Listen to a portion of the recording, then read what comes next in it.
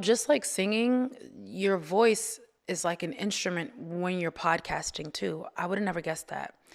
We started recording the podcast and I would look back at the clips and I'd be like, wait a minute now. I don't like that inflection in my voice. I don't like that laugh. I don't like, your neck going like this. I don't like how you move your hands. I started noticing and nitpicking all these things about myself. And I began to notice, oh my God, this is the first time in my life professionally that I am not uncomfortable with criticism.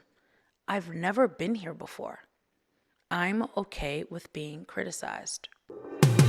This is the moment you've been waiting for. Everything that you've been praying for. You feel alone. You're gonna heal and come back strong. I know what you got. God got you. Your girls, we're here. We're with you. This is your battle. I know you're about to come back better. God don't miss. You're ahead. This is it. Come back, sis. I know the whole world told you. Come back, sis. You weren't enough, but you are. Come back, sis. This is your battle. I know you're gonna come back better. God don't miss. You're ahead. This is it. Come back, sis. Okay, wait a minute. Come Back Sis is not what you think. Let's go all the way back, like all the way back to the history that you guys don't actually know about, because I want to tell you what Come Back Sis actually means to me. So I came into the music business right at the very end of my college career. I got signed in one day. We went to the record label, got signed the day that we went in, and we walked out with a record deal. And then I got a writing deal in the same week. So everything that happened in my life as a recording artist, as a singer, as a songwriter, switched literally overnight. It wasn't a success overnight, but it was you're a professional singer and songwriter overnight. That happened very quickly. Because I was in the last year of my college career, I left school at the very end of the semester. I literally had 17 credits to complete, and I would have had my bachelor's degree in vocal jazz performance. So that's how quickly the music thing happened. It happened literally overnight. Overnight, I was a recording artist. Let me take you way back from there, because that's when I was about 21.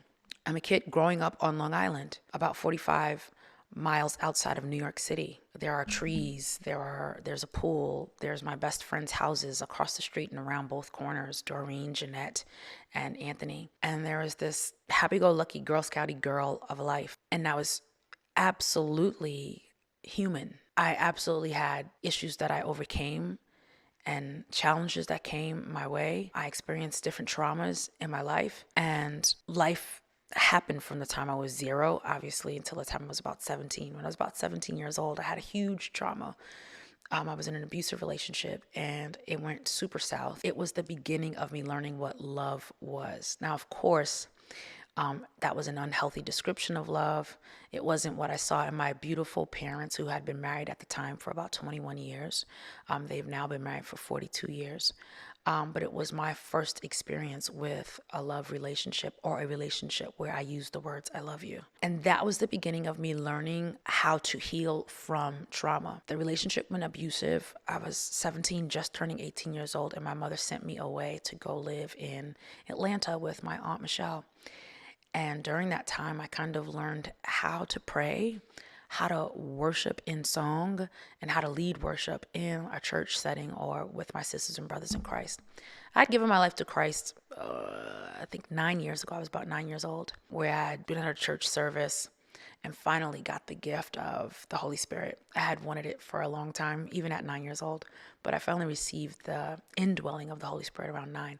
So I was very clear on, what spirituality was to me. And I was also very clear on the inner shifts that could happen to a person even from a young age. So here I am now at 18 years old. living in Atlanta with my auntie and her husband and my 2 cousins, and actually 3 cousins. And we all fell in love with each other. And we created this culture of accountability, friendship, family, and spirituality all in one place. I moved back to Long Island. This is when I reset myself and started college again, right? Because I had dropped out after the abusive relationship. I was in college for like 3 months. The abuse happened, and then I left, went to Atlanta, came back, got back into school. And while I was in school, everybody had these dreams, aspirations, ideas of what they wanted to be, become, etc. I wanted to be this jazz singer, opera singer girl somewhere in New York, singing songs, say at Lincoln Center or Carnegie Hall, etc. That's how I saw myself. I saw myself sometimes in a gown, but other times in, cool people clothes, jeans and a t-shirt, just singing at a cool open mic or in a trendy venue in New York, and then in costume on Broadway. That was my aspiration. That's what I understood. That's what I'd seen. So here we are in college. Everybody's got these big dreams. And there was a department in our school called music business. And there were a lot of kids in school for music business. I was not. I didn't even understand why anybody would want to study such a boring subject. But some of my music business friends were like, yo, Chris, you can get a record deal. And I'm like, I don't even know the ins and outs of that. It's not on my mind. But they were like, just give us this amount of time and we'll get your record deal. So one person led the charge on that. We recorded an entire album. We called it a demo, but it really was an album. And that was when I got that record deal that I'd mentioned to you. This was the same girl who had come out of an abusive relationship, walked right into another one, put music together, and gave it to a label. This was not somebody who was fully healed from an abusive relationship, walked into this loving, beautiful relationship, and went on to be the happiest person in the world. There wasn't any overt sadness. There wasn't any overt brokenness. There wasn't any overt lashing out from all the past that I'd had. Deep down on the inside, there were some wounds that quite likely needed healing, and I hadn't gotten to. The first thing I bought when I got into the music business was a mattress, a car, and a bunch of therapy sessions. I wanted to inspect myself from the very first moment I got into the business. I think that was instinctive. I don't think anybody was like, now that you're in the music business, spend your money on therapy. But it was just one of the outlets that I'd fallen in love with. The world was a lot for me to wrap my mind around. And so therapy helped me kind of like see it a little bit easier. I was still a kid to me. I was still not clear on what this industry entailed. And for me, being in the music business was like signing a contract for a great job, right? Now, what is my job? Was the next part. And I'm in this business and everyone is trying to explain to me what my job is. And I'm listening and I'm asking questions. The hardest part about having a job is people telling you what you're capable of. They might say, you know what? It's 9:00 by 4:15, please have this to my office and on my desk. Well, people would say to me, it's August 3rd, please have this album on my office desk by August 21st. It needs to be this genre. It needs to sound like this. You need to work with these producers, write these 4 songs, and hand it in. And I'd look at them, and I'd look at my capabilities, and I'd wonder why they think I can do that. Then they would tell me why I'm being paid, why this is my job, and repeat, perhaps, we need to see this particular album on August 21st. There was no room for, I don't know if I'm capable. There was no room for, I had no idea you thought I could do that. In order to get this job, you walk into a room, you sing a song, and they say you're hired. And you're hired. That's it. There's no I quit. Because now you're this kid who, this is the first time you're realizing that adulting means there are going to be many people depending on you being successful. This job is not just about how much do I get paid every other Friday. This job is about, there's a team of stylists, writers, producers, engineers, drummers, executive producers, label heads, agents, booking agents, acting, all these people. And they are all expecting you to produce the thing that employs them. And I'm 21 and I have no idea how I'm going to make this thing. We get into the studio, we start creating. I'm still carrying life with me. All the things that I'd been through from the time I was a child, all the way up to the things that I'd been through in that moment, I'm carrying with me. And suddenly I'm hit with a $21 million lawsuit and litigation with the person who walked me into the business. I'm carrying more now. All of a sudden after that, I won a Grammy. And my next album shoots up to the top of the charts. I'm number 1 in the Billboard charts. And there's this juxtaposition of being on the top of the charts and being sued and wondering if I'm loved by a man and exercising being comfortable as a famous person, so to speak. There was nowhere for me to decompartmentalize all of that. Therapists are not usually versed in the experiences that I was having. They're versed very good in childhood trauma. They're versed very good in cognitive behavioral therapy. How do you think about things? How do you process what it is that's in your head? But I was feeling like I was processing way more than I had the capacity to process.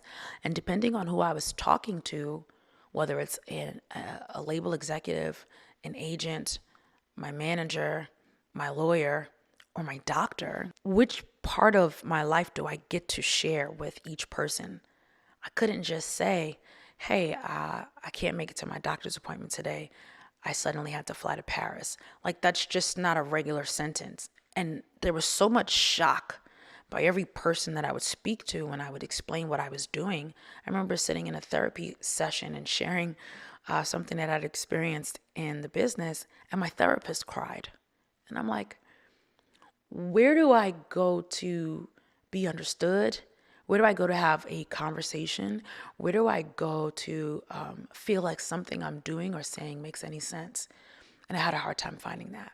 That's the hardest part about being in the music business, is that you can be in first class, you can be in a high-end hotel, you can order steak if you want to, but if you're alone and you can't figure out how to articulate, this is what I'm going through, and somebody else can't simply sit back and say, I understand, then you never get out of that loneliness. And you also are never perceived as someone who needs to get through anything, because everybody already thinks you're there. I like this saying, it's lonely in first class, because it is. There's only 6 seats up there. Sometimes there's 12. Now we have Delta One, there's like 40, right? But the rest of the plane, there's hundreds of people. But there's this first class where there's a big thing in between each person.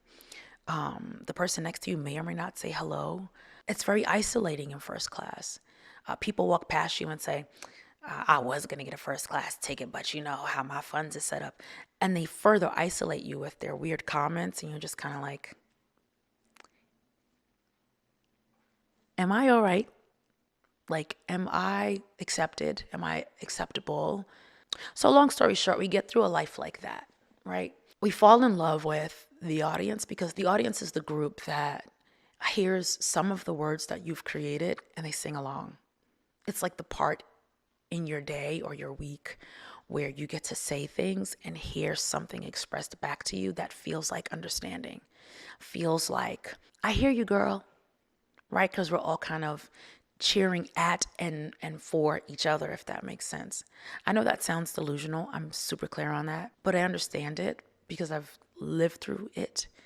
But I think we can all think back to our favorite singer or artist who might have said to an audience, I love you. And we've all looked at the TV and said, did that person just say I love you to a group of, 1,000 strangers? And that love isn't necessarily the love that you bring home to your wife or your daughter or your son or your husband. But that love is, I appreciate you seeing me today. People say, oh, celebrities just want attention. No, I appreciate you hearing me today. Oh, celebrities just want to know that they're the best singer. No, I appreciate that I have a place where I can go and feel at least a little bit understood. So here we are in this life, this celebrity life, this touring life, this entertainment business life. and we're working our way through it, and we're carrying whatever baggage that we've had from the past through it, and we're enjoying the moments that are beautiful through it. And Chrisette Michele gets canceled. And I'm cutting to the chase because why not? But Chrisette Michele gets canceled, and there's this kind of like a slice right through the middle of my life that just kind of whoosh, stops almost everything. I say almost because I was still married. I still had to perform. I still had contracts. I still had bills to pay. But I had to do all that with being even less seen, heard, understood, felt. There was a lot less connection than even the little that I had. And so instead of trying to connect to people, and instead of being on the stage as my primary positioning, I moved into spaces like yoga and meditation. I would study my word a lot more. And I got really like kind of quiet and quite inquisitive. And what I found out in that season of quiet and inquisitiveness, if that's a word, was that I have all these old wounds. I don't just have the wound of rejection. I don't just have the wound of you're not allowed here anymore. I had the wound of certain things that happened in my childhood. I had the wound of my first abusive relationship. I had the wound of my second abusive relationship. I had the wound of fear of not being enough in an industry that I had no intentions of getting into. I had the wound of losing a job that I never thought I would have. There was all of this stuff that I hadn't worked out and unpacked and sifted through. And I get canceled, and it's the first time where I really give myself the chance, or am given the chance, to stop, take that deep look within, and be like, whoa, there's a lot here to unpack, to fix, to work through. And I did. I took about 7 years to work through all the things that needed unpacking. During that 7 years, I kept hearing people say, come back, Chris. Chris, when are you going to come back? And I kept wondering if they thought that I had left and gone somewhere. And I guess in many ways I did. I kind of went into introspection. I kind of went into deep, thoughtful journaling. I kind of went to the yoga studio. I kind of went to my word. I kind of went to kind of like quiet. But I didn't leave the planet. I never stopped singing. I just wasn't singing for applause anymore. That was the switch. I still sung, I still wrote songs, but not for people. When I started writing, creating, speaking, existing from a place that was no longer for people, I began to meet myself. I began to meet the me who was creating in college. I began to meet the me who was playing the saxophone in high school. I began to meet the me who was dancing. I began to meet the me who was in musicals as a kid. I began to meet the me that I didn't know still existed. I began to meet the me that had no intentions of ever becoming any kind of star. And I fell deeply in love with her. I asked her questions about what she'd been through when she was 4. What she'd been through when she was 9, what she'd been through when she was 14, what she'd been through when she was 17, all the things that I had carried up until my 21st birthday that I didn't realize I was carrying. I went and took a look at all that stuff. It was a lot of regressive therapy. It was a lot of trauma therapy. And it was just a lot of thinking. Let's take a look at everything. Since we're here, we might as well make the best of it. We might as well make the most use of it. And so I did. When I began to come out on the other side of that, Chris, when are you coming back? When are you coming out? When are you doing this? When are you doing that? I had become so comfortable creating without looking for applause, without looking for acceptance or affirmation or validation, that my creativity was literally just for my curiosity. I was able to just be curious without wondering if anybody was going to like my curiosity. I got to be creative without wondering if anybody was going to like my creativity. It was the most freeing, eye-opening thing. I never even realized that so much of what I was doing was for other people.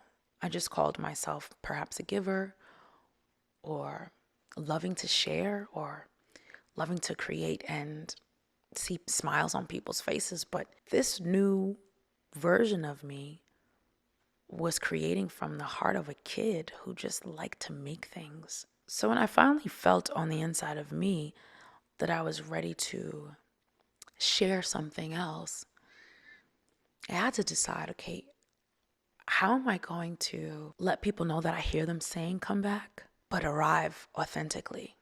The authentic arrival is I've had a chance to do some work. I've had a chance to evolve. I've had a chance to be introspective. The authentic arrival is I feel better than I've ever felt before. The authentic arrival is thank you for giving me some time to heal. The authentic arrival is wow, that was a load of unpacking that I didn't know I needed to do. Thank you for giving me that opportunity. An unauthentic arrival is I'm so disappointed that I had to go through that in order to grow. I wouldn't be telling the truth if I said that. I wanted to say that just to end the conversation. But if I'm honest, everybody needs to be knocked off their rocker. It shows you who you really are. So 6 figures in a day, yes, it's here, right? Now this is a real live screenshot that I personally did in my account. Now I do this live with my people meaning in my Discord that I have. And guess what? I'm not the only one making this type of money. As you see, there are people making 2, 3, 4, 500% with me, right? And what I want you to know is that this is not something that is foreign. It can be done and replicated, not just by me or a couple people who know what I know. I can teach it to you. So you want to learn what we know, you want to do what we do, I do this live. So I can't even fake it. I do it live every day that the market is open. Come join me. I got you. I have this thought about resilience. People say, oh, Chrisette, you're so resilient. Or people might say to you, oh, you're so resilient. Resilience to me is what you are before you fall. Resilience is if you fall, your ability to get up comes from what you're already made of. You've got to be very strong before you fall so that when you fall, you're strong enough to get back up. Resilience was me finding out that I am the things that I say that I am, character-wise, but I have a lot of brokenness that I have to fix life-wise. When you fall, you only have to stay down as long as it takes to heal from whatever you've been through. If you're totally fine when you fall, then you'll get up really fast. The reason why getting up for me took 7 years was because I had a lot of work to do. Somebody else could have gotten up in minutes and been like, nah, I'm good. F these fools, throwing their hands around and, I've seen it. We've all seen it. We've all seen somebody fall and jump up and throw up the middle finger and go back to what they were doing. I had a lot of things to fix when I fell. And so I stayed down there on the floor until I thought that it was, or that I was, everything I needed to be in order to get back up. I still didn't offer anybody anything after that because now I had to see what I create as this healed person.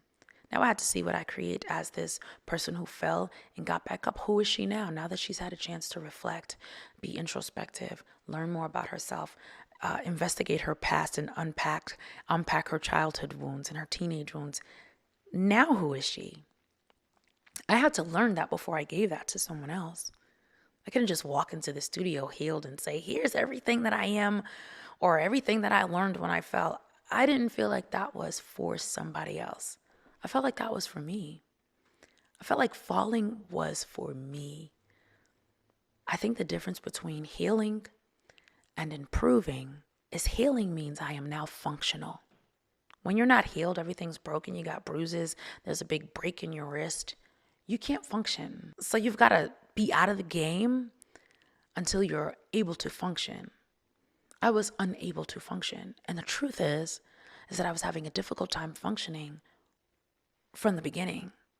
I was having a difficult time functioning from my 17th and to my 18th birthday. I was having a difficult time functioning from the time I was in an abusive relationship. Why? Because I hadn't healed those old items. So when I finally did heal, I cherished it. I cherished it for probably about a year. And I was like, you know what? This is really nice. I haven't felt this. I want to be this before I exploit this. And when I finally decided to start to share, I began to create. And I began to create with people in mind. And as I began to create, I would look at what I created and be able to say, I don't like that. The reason I was able to say, I don't like that, was because I was healed. When I was broken, if you were to say, I don't like her singing voice, or she's too fat, or she's ugly, or I don't like her skin tone, or anything that you would say would hurt me. It would hurt my feelings. And the reason why it would hurt me was because I was broken. So if you tapped me, if you tap a wound, you can feel that it hurts the person who's wounded. When you heal, criticism doesn't hurt. I just found that out. This is the first time in my life where being critiqued doesn't rip me to shreds. For most of my career, if I heard myself on the radio, I would ask you to change the channel. If I came onto the television screen, I would ask you to change the channel. If I had just shot maybe a TV show or a type of a film, I wouldn't be able to watch it back. I would just be like, you guys edit it. I'll be fine. Thanks. And I wasn't mean or rude about it. I just couldn't take the criticism. I couldn't take the moments of, we don't like that part, fix that part's nasty, that part's pretty, that part's ugly, that part's good, that part's bad. She didn't do a good job there. That would rip me to shreds. So for me, healing is the ability to be able to function. There's dysfunction when somebody can't take criticism. So after healing comes improvement. Now that I can function, I can look at what I'm creating and say, tweak that, fix that. Oh, let me go back in and do that over. Oh, that didn't sound good. You know what? Let's take that song off of the album and replace it with another song. I couldn't do that before. I couldn't say, you know what, I really don't like the way I laugh. Let me improve my laugh. You know what, I really don't like the way my voice sounds when I sing in that register. Let me go practice and come back better tomorrow. There was no need, desire, want to get better. There was no need, desire, or want to improve, to beat my last best effort. I didn't have that desire. You know, some people say, I'm not in competition with people, I'm just in competition with myself. I wasn't even in competition with myself. I was on autopilot, broken, disenfranchised, disappointed, freaked out, touring around the world. And so here we are now. We just shot a couple of podcast episodes, and I sit back to look at the episode 1, and I'm like, we got to fix that. We got to change that. Oh gosh, why do I laugh like that? Oh my goodness, you know what? I like this t-shirt better than this one. And I looked at my friend Tiara. I said, T, I have never admitted not liking something about myself that everyone sees. I've always just bowed my head down and been like, it's okay, we'll be fine. This is the first time in my life where I'm stoked about improving, where I'm stoked about looking at myself and pulling myself apart, nitpicking myself and tweaking things and making things better. And I realized that I'm doing that and I'm able to do that because I'm healed. I'm not so afraid of critique. I'm not so afraid of judgment. I don't need validation. I'm not so worried about acceptance. I'm not petrified of rejection. I'm not looking for anyone to like me. I've never been that girl. I have always been concerned about being loved, about being cared about being treated fairly. You can't make somebody love you. You can't make people accept you. You can't tell people it's not nice to reject me. You don't get to do that. And then the life I was living before this, so to speak, new me, I was offended, brokenhearted, disenfranchised, ashamed, embarrassed, insecure, petrified to stillness every day. Every day. Now, I know it. happiness makes me think of. I couldn't think of that before. People say, well, what are your 5-year goals? I'd be like, I don't know. We'll see what happens. Look back at the old me if you ever find her. She said, I don't know. Let's see what happens all of the time. Now I am super sure about what I want to do next. I am super stoked about where I want to be. I'm super excited about what I want to see, what I want to feel, what I want to hear, how I want things to go, how I want things to turn out. Now I'm stoked about having faith. It's taken on new meaning for me. I am not just a faith-based person. I also am having faith for outcomes. You've never heard me say that. No one's ever heard me say that. I would use the excuse or the comfort of non-attachment, which is a very important concept, but it's not all that I am. And I would say, oh, I'm not really attached to outcomes. Now I know that it's healthy to have some perspective about where you'd like to go. I was so afraid of outcomes before that I decided not to attach myself to them. That's not the same as non-attachment. That is fear of judgment. That's fear of outcomes. That's fear of failure. I'm not afraid to fail anymore. So Come Back Sis is my answer to myself. It's me coming back full circle to the girl before all the breaks, to the girl before all the bruises, to the girl before all the cuts and the wounds and the discomfort and the stabbing and the everything that hurt. It's the me who needed me to stop for a second and take a look within, unpack things, and feel better. I feel so much better. And now I'm old enough to protect myself the next time around. So Come Back Sis is me coming back to myself, meeting myself again for the first time, and being stoked about what she can do and what she will do. Come Back Sis isn't necessarily a mission. I'm not trying to prove anything. When you're insecure, you're kind of always trying to prove something, even if it's subconsciously. You're always trying to say, hi, I'm enough. You're always trying to say, hello, I can. You're always trying to introduce yourself as the thing, even if you don't think it's what you are. Come Back Sis is not a mission for me to say, hi, I'm enough. Come Back Sis is me knowing that I've never been fully here. I've never been fully present for the stage. I've never really stood fully in front of an audience. I've never sang the way I really want to sing. I was so overwhelmed by making sure I sound good enough that I just didn't bring my sound to the table. And sure, there are inflections and some lyrics and some songs and some moments and albums that really deeply resonate with me. Best of Me is one of those songs. Better Left Unsaid is one of those songs. Goodbye Games is one of those songs. But there are many parts and moments in my career where I was like, they're not going to like that. You know what? I'm not going to do that. No, let's just take that off. Because of that petrifying feeling that I'm going to be rejected. I'm not going to be accepted. They're not going to validate that. So Come Back Sis is me knowing that I've never really fully been here. I've never fully told my truth. There are some women that I love in the music business who are just truth tellers. Maybe I'll share some of them with you in a future episode.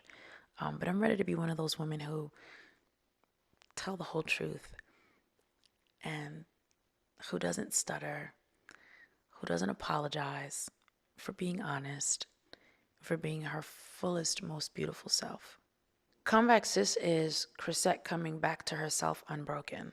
I've never been fully healed in front of you. And, let's be clear, bruises happen in life, and there's going to be another moment where I'm like, ouch, and I'm going to have to heal from it. But this time, stopping to heal won't petrify me. That's an oxymoron, but stopping to heal won't petrify me. I won't be too afraid to heal next time. I won't be freaked out by, what is this moment? What am I about to do? What am I about to go into? I'll submit to it faster next time. I'll understand what I'm looking at next time. But so yeah, this is the first time you're seeing me without all that baggage, all that dirty laundry. I want to say one more thing before we wrap up, and that's I never thought I was famous. Not only has that not been an aspiration, but I don't think it's ever been a reality. My healing season was where I became more famous than I've ever been. Now that I'm coming back to myself healed, I have the opportunity to present myself to people who have never seen me, heard of me, listened to anything I've sung, and I can share with them all of me. And with the people who have followed my career and my journey and who have listened to the music and who have come to see me perform live, I can share with them the evolved version of me.